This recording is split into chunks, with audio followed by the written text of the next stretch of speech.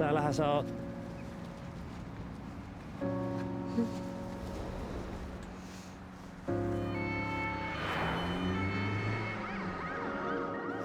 Uusi potilas.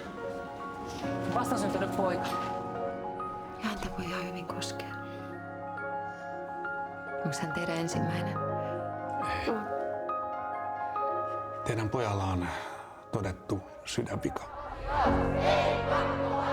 Jos meidän vaatimuksiin ei suostuta, niin me ei tulla ensi viikolla töihin. Kun me ollaan tässä nyt kaikki samalla puolella.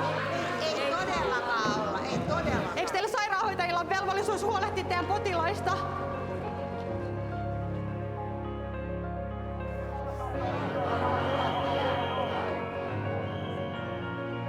Sä yrität kaikki rajat, eikö sä näe sitä? Inka, sä oot enkeli.